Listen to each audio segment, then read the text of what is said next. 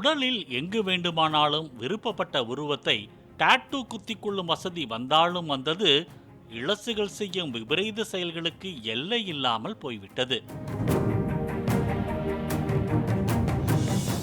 அந்த வகையில் சென்னையை சேர்ந்த 21 வயது கல்லூரி மாணவர் ஒருவர் இறந்து போன தனது உறவுக்கார பெண்ணின் அஸ்தியை எடுத்து வந்து மையில் கலந்து வலது கை மணிக்கட்டுக்கு பின்பக்கம் பச்சை குத்தியுள்ளார்.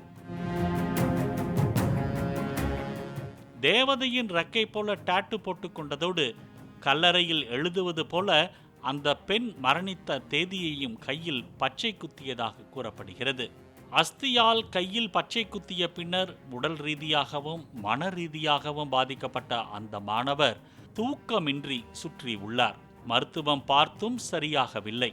மாந்திரீக பூஜைகள் பரிகாரங்கள் செய்தும் சரியாகாததால் நாளுக்கு நாள் உடல்நிலையும் பாதிக்கப்பட்டுள்ளது. உடலில் அஸ்தியால் போடப்பட்ட டாட்டூ தான் இத்தனை பிரச்சனைகளுக்கும் காரணம் என்று உறவினர்களும் நண்பர்களும் தெரிவித்துள்ளனர். இந்த நிலையில் டாட்டூக்களை அகற்றும் நிபுணர் குமாரை அணுகி விபரத்தை கூறியுள்ளார். இதையடுத்து மணிக்கட்டில் அவர் போட்டிருந்த அஸ்தி டாட்டூவை நுணுக்கமாக அழித்து அனுப்பியதாக தெரிவித்த குமார் தற்போது அவர் நலமாக இருப்பதாக தெரிவித்தார். இப்போ நம்மளோட யங்ஸ்டர்ஸ் பார்த்திங்கன்னா நிறையா மீனிங்லெஸ்ஸான டாட்டூஸ் எல்லாம் நிறைய போட ஆரம்பிச்சிட்டாங்க. இப்போ இருக்கிற நிலைமையில் எக்ஸ்ட்ரீம் லெவல் டாட்டூ போட்டிங்கன்னா சில பேர் என்ன பண்ணுறாங்கன்னா ஒரு ஹியூமன் ஆஷ் டாட்டூலாம் இப்போ போடுறாங்க.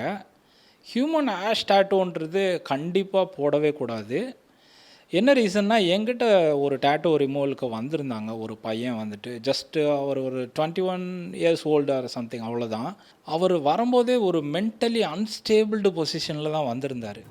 கேட்பதற்கு அமானுஷ்யமாக இருந்தாலும் உடன் வாழ்ந்தவர்கள், மனதுக்கு பிடித்தவர்கள் இறந்து போனால் செய்ய வேண்டிய காரியங்களை முறையாக செய்து ஆத்மா சாந்தியடைய செய்வதுதான் நல்லது என்று கூறும் குமார், அதை விடுத்து அஸ்தியை மையில் கலந்து டாட்டூ போடுவதால் மன ரீதியாக பிரச்சனைகள் உருவாக வழிவகுத்து அதுவே உடல் நலனை கெடுத்துவிடும் என்கிறார்.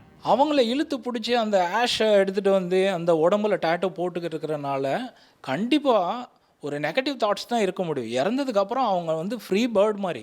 அந்த பையன் இந்த தவறான விஷயம் பண்ணதுனால அந்த பையன் மென்டலி அஃபெக்டட் ஆகிட்டான். இவ்வளவுக்கும் நல்லா படித்த பையன். அந்த டாட்டூ ரிமூவ் பண்ணியாச்சு. ரிமூவ் பண்ணிவிட்டு அதுக்கப்புறமும் அவங்க அந்த பையன் வந்துட்டு இப்போ வந்து ரொம்ப ஓகேவாக இருக்கார். மென்டலியாக ரொம்ப நல்லா இருக்கார்.